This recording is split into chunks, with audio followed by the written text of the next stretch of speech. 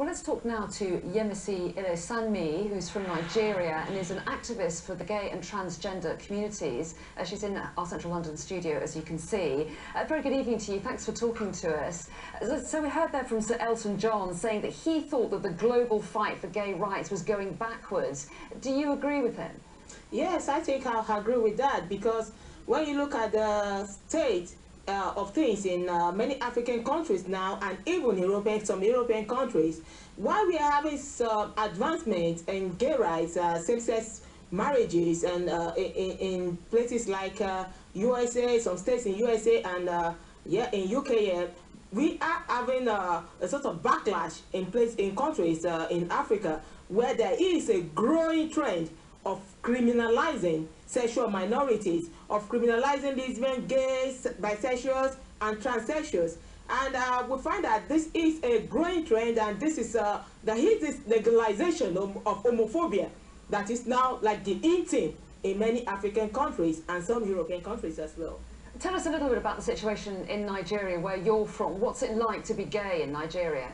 Wow, that is really something that is a horrible experience for many people, and it is sad because right now so many people, gays, lesbians, bisexuals, cannot even be free to be who they are. They dare not tell their family about their sexual orientation. They are afraid, and not just the social ostracization that comes with it. There is now a legal backing to discriminating against lesbians and gays. There is a legal backing to oppress lesbians and gays and bisexuals in Nigeria. And when you have a law, and even when you didn't have such law, there had been discrimination, there had been oppression of gays and lesbians, but now you have a legal law, a law that says you actually can discriminate against them, that says you can put them in prison for 14 years, that says you can that anyone who protects or who knows that somebody is gay or lesbian and refuse to come and tell on the person to the police force or to the security officer,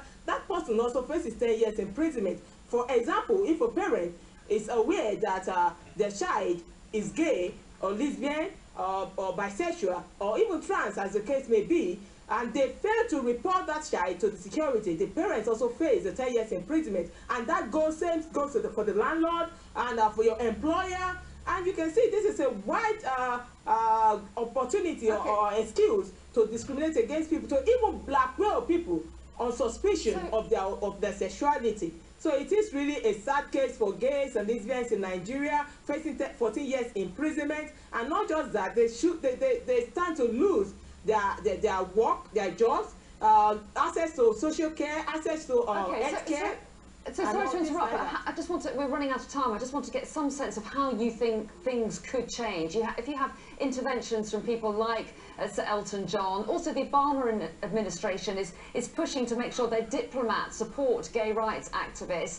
Can that kind of external intervention make a difference, do you think? Of course, we need international support, we need international solidarity, and I think governments like the UK government and US government they were saying they were going to come down hard on Nigeria and Uganda if they pass the law. We need them to back this with action. We need them to walk the talk, because the gays and lesbians are in minority in those countries. They cannot do much to influence the government, and I'm really disappointed that a foreign minister of Uganda, Sam Kutesa, was just recently appointed the United Nations General Assembly president. I mean, what message is that sending to the sexual minorities in those countries? It is telling us that in the long run, we don't matter. So that is why we are saying, the international government should please walk their talk when it comes to enforcing gay rights and LGBT rights and protecting the human rights of sexual minorities in those countries. When you wine and dine with lawmakers from those countries, you bring them to UK, you bring them to US, and you wine and dine with those parliamentarians that are criminalizing LGBT people back home. You are telling us LGBT people that we really don't matter, that in the long run your politics is just the words, not the talk. Okay, we must leave it there, but very interesting to talk to you. Thanks very much indeed. Thank you.